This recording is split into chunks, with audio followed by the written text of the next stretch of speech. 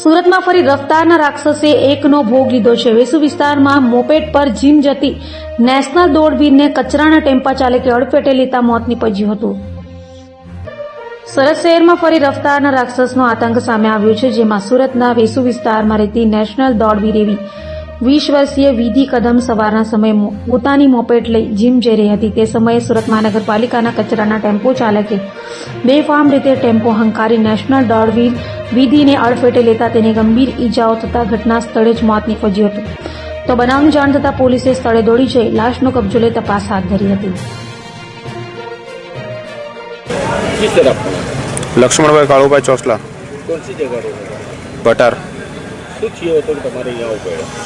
સવારે મોર્નિંગમાં એ જે છોકરી છે મારા જીમમાં ટ્રેનર છે અને સોશિયલ મીડિયાનું બધું સાચવે છે, તો એના મમ્મીનો ફોન આવ્યો કે સર આવી રીતની ઘટના બની છે, તમે જલ્દી આવો। તો હું ત્યાં ગાડી ગયો તો એક્સિડન્ટ થયેલું હતું મોર્નિંગમાં।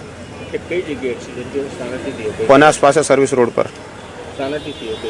પેલો કચરાની ગાડીવાળાને બેફામ ચલાવતો હશે તો એના હિસાબે ટક્કર મારી દીધી એણે।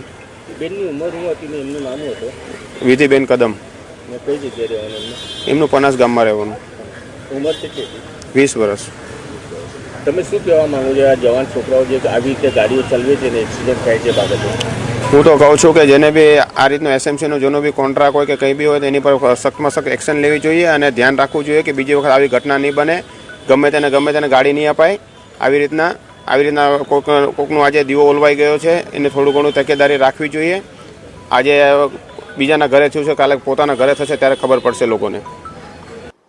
आज 30 तारीख को खटोदरा पुलिस स्टेशन विस्तार में सुबह 6:30 बजे के अराउंड पणास 4 रास्ता से बनियान वॉकवे 4 रास्ता पर आते समय एक मोपेड चालक से एक महिला जा रही थी और उसको एक टेम्पो चालक ने धक्का मार करके उनकी मौत कर दी है और इस बात की एफआईआर खटोदरा पुलिस थाने में दर्ज की गई है।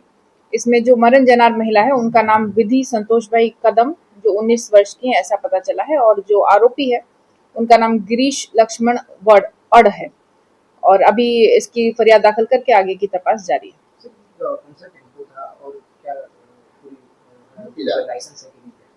अभी फरियाद दाखिल करके तपास शुरू ही की गई है। टेम्पो का रजिस्ट्रेशन नंबर हमें पता है GJ05GB3001, बट आगे की तपास की लाइसेंस था या नहीं या फिर रॉन्ग साइड में जा रहे थे या कोई रूल्स ब्रेक हुआ था, इसकी अभी वीडियो फुटेज हम अगेन जैसा कि अब बताया, अभी सबसे पहले लोकल लोगों के वहां पे निवेदन और सीसीटीवी फुटेज ये दोनों चेक करके ही कंक्रीट होगा कि किसकी कहाँ पे कोई मिस्टेक थी और क्या रूल्स ब्रेक हुए।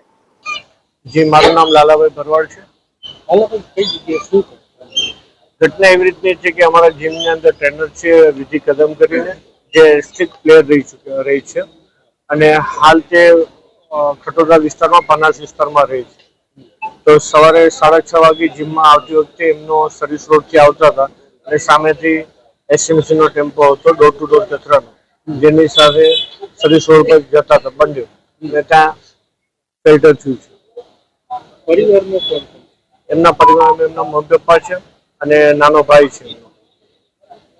આવી ઘટનાઓ બનતી રહે છે તો એના માટે આપનું શું કહેવું? ઘટના આ બાબતે હું ફિલહાલ એવું જાણીશ કે પોલીસ તપાસ કરી રહી છે। પોલીસ તપાસ શું આવે તો પછી કેવી તો વધારે સારું। કેટલા લેવલ સુધી રમવા? સ્ટેટ લેવલ રમવા જતા હતા અને શોર્ટ શું કહેવાય ના 100 મીટર્સની શોર્ટ રનિંગમાં રમતા હતા।